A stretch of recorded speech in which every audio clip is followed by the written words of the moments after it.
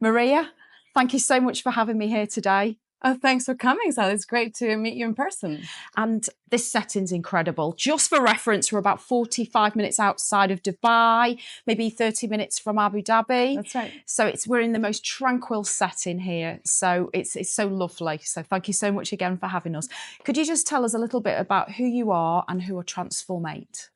Yeah, so I have been in Dubai now, or in the UAE, I should say, because I'm slightly outside of Dubai now, for the last 12 years.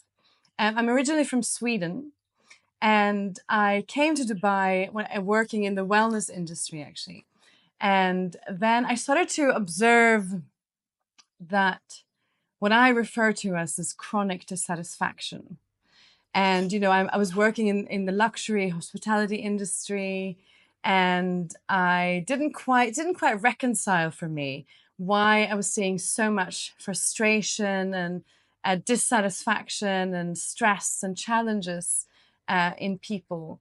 And so I started running educational well-being events where people could come and learn about stress and nutrition and movement and skincare and all of the things that are related to sort of spa and well-being.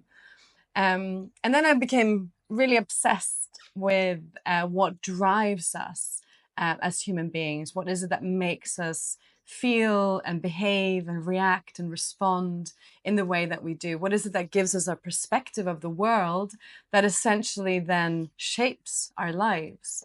And what is it that's making us not necessarily live the best lives that we can, right?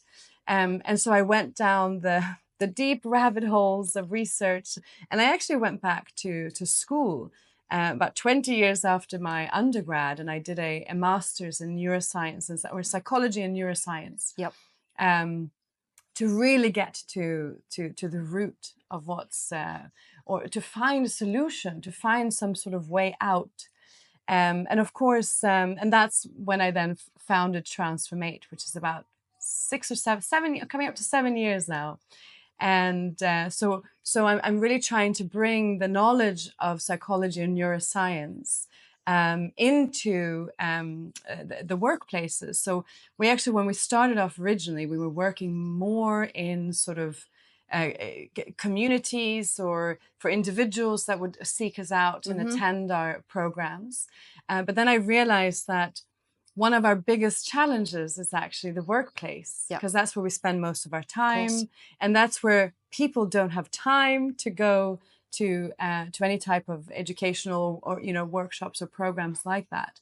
And so I decided that we need to go into the workplaces, and that sort of is the shape of Transformate as it is today. So it's around looking at how the brain works, how neuroscience can help us to build tools and interventions in order for us to create work cultures that are more human-centric, that are more supportive of the human beings that are participating in the workplace, in order to drive cultures that are more conscious, more connected, and actually creating better, more fun places to work. Yeah. Because at the end of the day, we spend most of our time in the workplace. Of course. And if we're not feeling well there, then that's a big challenge. Of course it is, of course. So you mentioned that you're working with organisations. Do you tend to work on what basis? Are you working with individuals? Are you working with teams? Are you working with the entire organisation? How have you done that over the last 7 years or so? Yeah, so we actually, all of the above, essentially. Okay. So we do work with individual leaders that come for coaching or one-on-one exploration. But most of our work is with leadership teams. Yeah.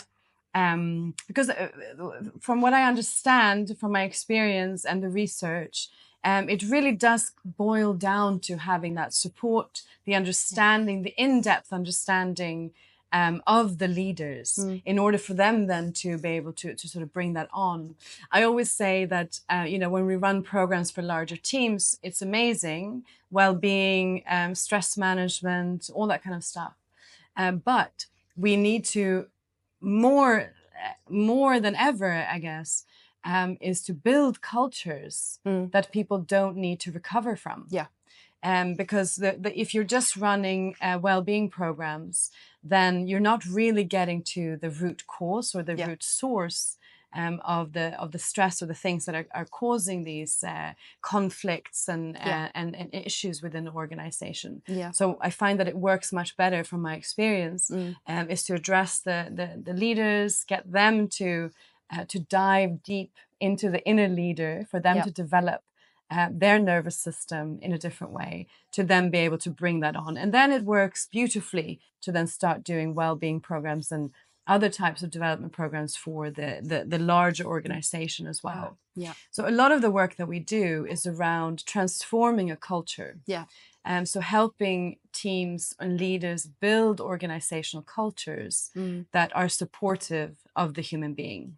So we talk about human sustainability, right? So what is it that makes buzzword, right? Yes, in the human sense. Exactly. Of course. So because at the end of the day, if we're not providing workplaces where humans can thrive, if you're looking at it purely from a sort of a neuroscience and a performance perspective, our brains just don't work properly when we're under stress, when we're not feeling connected and cared for. We go into the stress response. And when we're in a stress response or in a sympathetic nervous system response, our cognitive function declines. So we can't think as well. We can't make decisions as quickly. We don't retain information. We can't analyze. So all of those cognitive functions that we really need in the workplace, especially for knowledge workers, they diminish when we're in that state. So we really need to figure out, how can we create environments where we can be in a more regulated nervous system, and therefore our whole personalities change in a sense as well.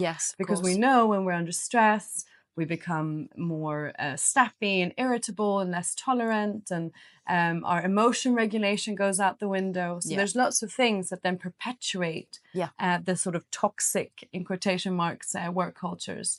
And so that's what we're trying to get away from, and create environments that are human-centric, to drive productivity and outcomes for financial results. Of course. And using then neuroscience to get us there as the tools. Psychology and neuroscience obviously go hand in hand.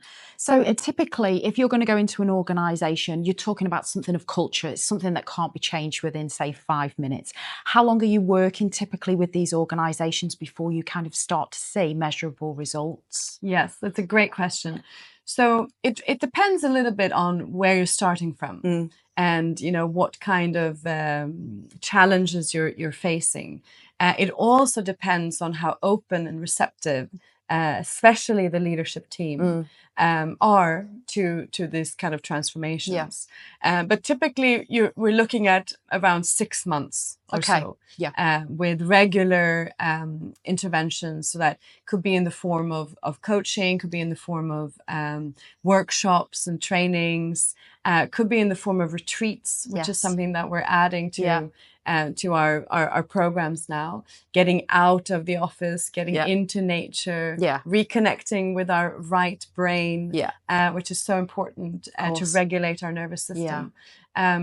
So typically about 6 months, but with a lot of organizations, we work on an ongoing basis, because it's like everything else. You require those reminders, to practice, to add tools, etc. as you go. So it's really, it's like a lifestyle. With some organizations, we do shorter projects that are maybe not as in depth, but you still get a tremendous impact from it, because once we start to shift, that remains. Even if it's not as let's say impactful, if it's a constant reminder. But it's the same. Let's say, as an example, if you're looking at sort of a healthy lifestyle. So of course, if you have someone with you who's constantly helping and supporting you to do that, you get much quicker and better results. Of course. But even just learning about it and then taking it into your own hands, you're still going to be better off than you were without that information. So even to organizations that want a shorter intervention, I don't reject it because I feel that it still can have some sort of impact. Yes. And, you know, a little bit of baby steps in the right direction is still in the right direction. Definitely. So in terms of the organisations, are there any industries that are specifically are you contacting them? Are they contacting you? What's the general process at the moment? Yeah, so we don't we're kind of industry agnostic in the sense that as long as there are humans and knowledge workers, you know, they are usually struggling with some of the things that we help them to resolve. So it doesn't really matter the industry. And we get a lot of people contacting us because of the visibility that we have in the market. Yeah. But we also do reach out to organizations to promote our work, like any business. Of course. And I've seen the TED Talks there on your website as well. Yes. Yeah. So you're obviously asked to do lots of talks and things. So yeah. Yes, and I actually love going out and speaking in public because I'm so passionate and connected to the message. Yes. And I really find that it's so important to keep going out there, keep talking about this messaging, because it's really fundamentally important for the future of humanity in the sense that I see it. Not just the work that we do at Transformate, but for all organizations that do similar work. You know, we really need help with getting ourselves in a better direction. Yeah. You know, if we look at so many different industries that are struggling, including our climates, including our healthcare systems, and I'm talking globally now, not specifically here. And if we look at workplaces, I mean, stress levels, burnout, disengagement are through the roof. Yeah. I mean, you touched upon that. 76% of people are either stressed or suffered stress and burnout. Yes. So from that angle, is there any tips that you could give people to help in the moment try and reduce those levels of stress? This is the $1 million question. If you could bottle this.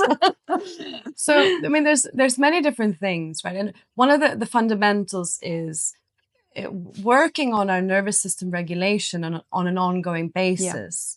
And that includes things like getting sleep, proper sleep. That's probably one of the most fundamental things that we can do for our nervous system, to rest and relax. Doing things like yoga nidra, meditation on a regular basis. Just as, you know, as we brush our teeth, we should also be practicing some form of meditation, mindfulness, breath work to calm ourselves down. Yeah. Just so that we can be less triggered in the moment. Yes. Yeah. Being in nature, of course, here we're getting a perfect dose of it's perfect. It's really down to nature, isn't it? Here, which is so lovely. It's that right brain side, isn't it? Well, exactly. Sure. I don't know if you remember the movie Pretty Woman, and she takes him. He's being super stressed to the park. Yeah, makes him take his shoes off, and he's walking around. I mean, that's to be in the moment. Yes, and that's connecting with nature. Putting your feet in nature. I mean, here in the UAE, we have so much nature all around us. So we've got the beach, we have the mountains, we have the desert. And so it's very easy to go for a walk in nature, go for a walk on the beach, etc. Yeah. But in the moment, because that was your specific question. Yeah. So if you're not doing any of that, of course, it's going to be more challenging in the moment. But I think one of the things that you can do is, first of all, you can distance yourself for a few moments. You can excuse yourself, and for whatever reason, I'm going to go get a glass of water. I'm going to go to the restroom. I've got to go and check something, and just create a little bit of a distance so that you can take a few breaths and calm yourself down. That's so important. And breath work is extremely powerful. So in order to activate our parasympathetic nervous system, which is our rest and digest, the system that helps us to calm down, we have to exhale for longer than we inhale. Yeah. So, for example, you could do an inhale for 4 and an exhale for 8. Okay. And you do 3 rounds of that, 5 rounds of that, you know, maybe somewhere away from where you're sitting right now, where the conflict is or the challenge has triggered you. Yeah. That's a great way to sort of instantly get into the moment. Yeah. Another way is just paying attention to sounds around you. Like I can hear we can hear the rooster. We can hear birds. Yeah. It's to take yourself out of that moment, isn't it? Yeah. To become present. Yeah. And from there, it's much easier to take a broader view of what the situation, rather than just reacting to what's in front of you. Yeah. So you've worked with high-level thought leaders, CEOs, vice presidents. Do they normally directly come to you to work with, or does it come via maybe HR to say, look, we've seen some signs, maybe this person needs some one-to-one work, for example? Yeah. How does it work? We get both sides of that coin. When somebody directly approaches me for their own development, of course it's easier, because you already have a motivated individual. Yeah. And that's obviously required. It's a bit like, you know, taking someone and saying, you have to now start going to the gym, as an example. It's not going to be as easy as somebody who comes to you and says, hi, I want to sign up for the gym.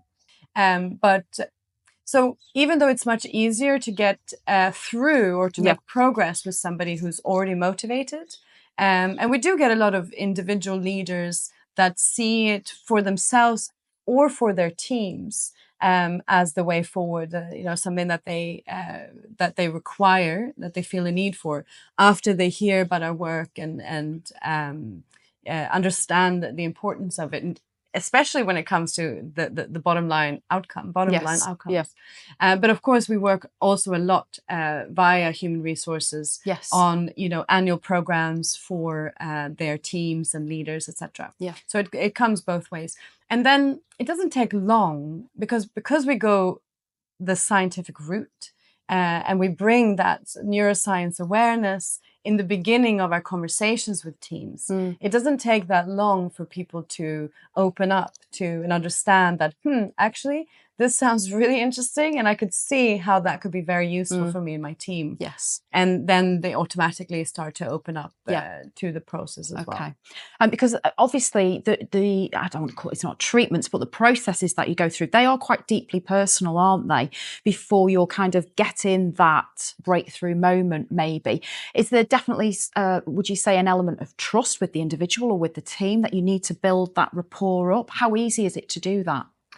So 100%. I mean, you do need trust. You need people to sort of surrender to the experience, and to be open to it.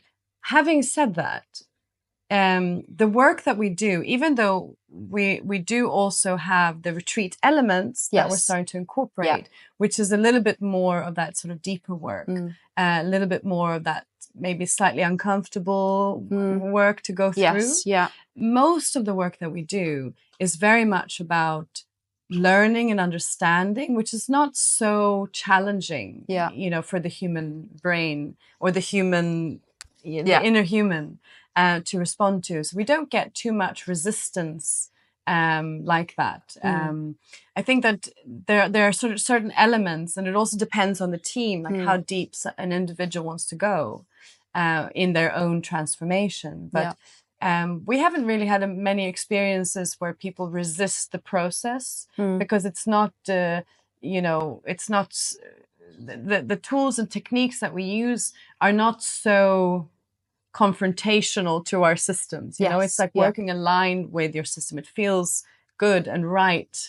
And you feel like you're in the flow when you're going through it. So it's not that sort of usually. So you've mentioned about you've been working, you're building the rapport. How do you measure the success of what you're doing with the one-to-one or with those teams? Yes, great question. So it depends a little bit about what the company is looking to achieve. And we can set parameters in any way, shape, or form, actually, because everything that we do impacts everything that goes on in the organization. So whatever the focus is, sometimes it's driving sales. That's the bottom line goal, is to increase their revenues or increase their customers, or you know, something like that. Other times it could be that they're looking at insurance claims or absenteeism, and those are obviously directly measurable. Other times it's just looking at reducing conflict, which is a little bit less, I mean, more difficult to measure. But it's something that you can self-measure, as in we do feedback forms before and after. And at the end of the day, something like conflict or something like that. Or a cultural change for the business, maybe that they want. It's not going to be 5 minutes, is it? Well, You're absolutely. not going to achieve it. Yeah. But even something like that is a perception and a sense of, has the culture changed? Do you feel like there's less resentment in the team? Yeah. And that's the best measure. Because if you feel that the conflict is less and that the toxicity, however you want to frame it, is less, then we've achieved that goal. Yes. Because it doesn't, not everything needs to have a sort of a numeric metric. Yeah. Although those can be applied as well if that's the goal of the organization. Okay. But a lot of it has to do with our perception of, you know, do you feel happier going to work? Do you feel like you have shorter project timelines, for example? You know, do you feel like you're getting through things more quickly? Is there better team cohesiveness that then will build towards, you know, quicker turnover on projects, quicker deliveries, more sales, better customer relationships, etc. Yeah. So there's lots of ways to measure it, and we remain open. So this is part of the sort of investigation part of the process, where we go into detail with the organization, like what is it that you're trying to achieve, and let's figure out a way that we can measure that outcome. Yeah, and we talk about trends. We've had the conversation about the human AI side as well of things. So, what trends do you see emerging in the kind of the leadership development and workplace culture at the moment? Yeah, I think we've sort of reached a pivotal time where stress, burnout, conflict are at they're an all-time high, aren't they? An all-time high. Disengagement, you know, we have sort of global numbers that are coming out from Gallup, specifically, where disengagement is costing our global economy $8.8 trillion a year. Wow. Which is a crazy number. It's really difficult to sort of get our heads around. And that's, you know, 66% of people are disengaged from their lives, that they're not feeling that they have purpose, a sense of well-being and happiness. 66% of people. That's a shocker. And 77% of people are disengaged from their work. Yes. And when you're disengaged from your work, you're not as productive as you could be. You're obviously not working as well with your team in the organization. And it can also lead to burnout, because we usually associate burnout with a perpetuation of unmanaged stress, which it certainly can be. But another side of that, and when I say stress, as in high pressure, short deadlines, you know, long hours, and that kind of external pressures that causes stress. But there's another side to it as well, which has to do with disengagement. So when we feel disengaged, when we feel like we don't have a sort of a purpose, when we don't feel valued, when we don't feel like we belong, when we don't feel appreciated, when we don't feel sort of happy in our workplaces, when we don't feel that the systems are working because the team is not connected. So, you know, everyone keeps dropping the ball, or miscommunications happen. All those frustrations and on an ongoing basis can actually also lead to burnout or contribute to it. So it's really about, you know, now is really, that has been the trend. It's sort of a pressure cooker. Yeah. And what we're seeing now... It's been a trend for a while as well, hasn't it? For a while. Yeah. And what we're seeing now is that, you know, leaders and organizations are starting to realize that we need to address it. Yeah. And it's not just about, okay, let's, you know, make our people feel better and happier in the workplace, which is, you know, which is a great, obviously, initiative, but it's also about performance. So we have other numbers that come out where we see that an employee or a team member is only productive 2 to 3 hours out of 8. Yeah. So that means that there's a lot of unproductive time. A lot. As a result of all of this. That's a quarter of your day, isn't it, basically? Exactly. You're only being productive for a quarter of the day. The rest of the time, you're unproductive. Yes.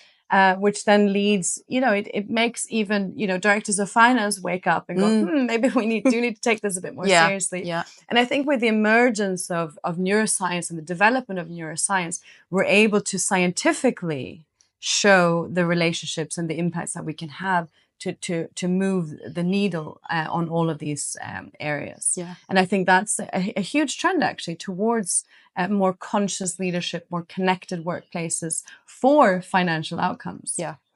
And just talking about Transformate now, for example, so we're in this beautiful location here, very, very tranquil. Is this going to be the new setting of the retreats? You talked about retreats. Is there anything new that you're going to be bringing out in the next 6-12 months?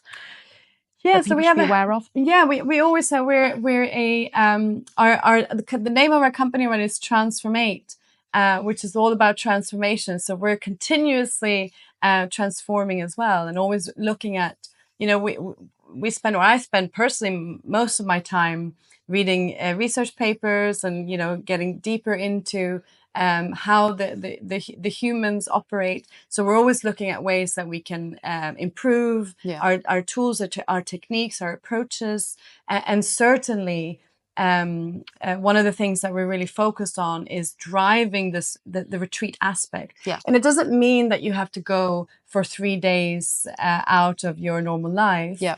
What we're looking to introduce are more these day retreats where you can take your team out of the office for the day, come to a place like this where we are connected to nature. We're still doing the same sort of learnings and developments as we would in a banqueting space or in a boardroom. Yeah. It says that our boardroom is under the trees. So we also get that opportunity to connect with nature. Allows you to use the right hand a little bit more of the brain, doesn't it? Exactly. Yeah. And these are essentially the core sort of things that we're working on, is increasing our self-awareness as an individual leader, and helping our teams do the same. Working on our nervous system, because our nervous systems are contagious. Yeah. So we can feel the nervous system of another person. Yeah. And you can pretend to be a certain way, but your team can feel your nervous system. Yeah. And they will, it transfers. So if a leader is stressed, it passes on to their teams. So really getting to grips with regulating our nervous system. And that doesn't mean that we should always be in this sort of relaxed, Zen rest mode. and digest mode, because of course we also need focus and alertness and attention and that forward drive. But it's about being able to regulate and balance and down-regulate after a stressful moment. It's a bit like a deer that's walking on the field, quietly grazing away, and then they hear a noise. Instantly they go into a fight or flight response. And then you see them, the noise has been established that it's not a threat. And then they go back to the rest. It's a great analogy. And we need to get better at down-regulating and adjusting as we go. And then the third thing is, of course, activating more of our right brain, because that's the part of our brain that wants to connect, that sees the whole, that sort of the oneness, the connection, the community, the compassion, the human element, the bigger picture.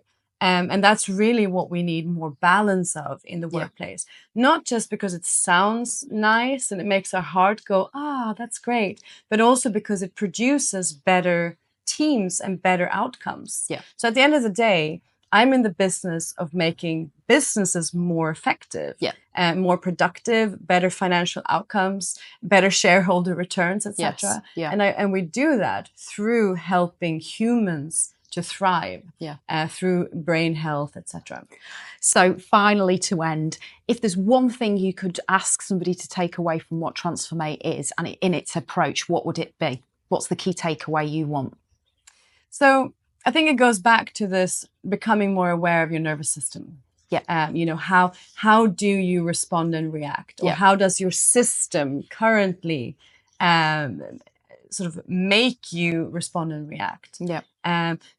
Not only because it impacts your work, but it also impacts your life. Of course. Imagine a dysregulated nervous system, which is most of us. And how you come home to your family, how you come home to your friend, how you speak to your neighbor, how your drive home from the office is when you get caught in traffic and that blood pressure rises and, you know, you have road rage and all everything actually. The quality of our life is based a lot around our nervous system and how we're able to manage that. So that's probably the biggest takeaway. Yeah. Fantastic, Maria. Thank you so much for your time today. Really appreciate it. My pleasure. Thanks for coming. Definitely. Thank you. For more information about Transformate, you can visit the website, which is transformatenow.com. I'm the Middle East marketer. Thanks for tuning into this Desert Dialogue, and be sure to follow us on LinkedIn.